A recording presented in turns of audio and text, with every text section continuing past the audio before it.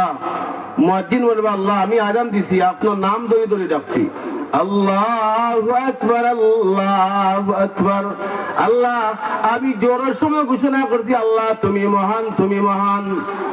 আল্লাহ আমি তোমার নাম নিয়ে ডাকছি, জোরের সময় ডাকছি, আসরের সময় ডাকছি, মাগরিবের সময় ডাকছি। তখন আর আমরা জবাব দেওয়ার জায়গা থাকবো না, কোনো জায়গা থাকবো না। এই জন্য গুরুত্বপূর্ণ ইবাদত হচ্ছে নামাজ।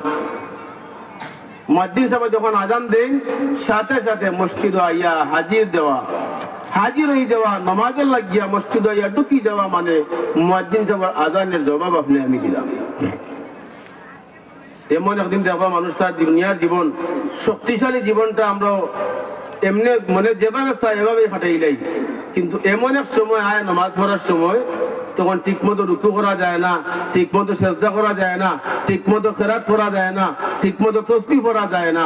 কিন্তু যে সময় দুনিয়ার সব কিছু করার সামর্থ্য আছে তখন ঠিক মতো মসজিদ আইছি। এই জন্য এখনো ভালো আছে আমরা, আল্লাহ তাআলা আপনারে আমারে বানাইছেন, আমরা কাজ করতাম আপত্তি নাই, আল্লাহর গোলামের জন্য আমরা বানাইছি।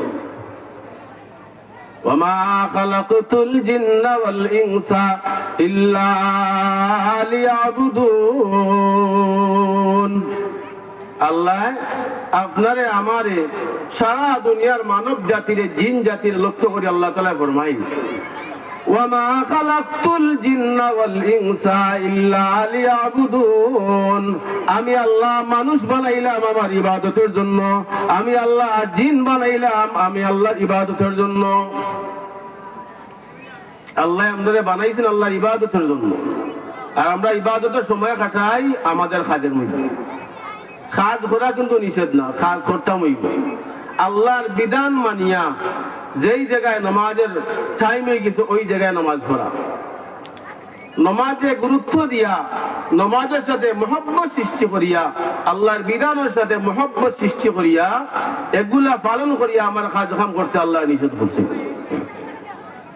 কারণ কি আল্লাহ তাআলা ফরমায় ওয়া মা খালাকতুল জিন্না ওয়াল ইনসা ইল্লা লিয়াবুদুন, যে আমি তোমরা বানাইতাম না, বানাইছি একমাত্র আমি আল্লাহর গোলামির জন্য। আমরা তো নামাজ পড়তে রাজি হলাম না, রোজা রাখতে ঠিক মতো সব সময় মনে চায় না।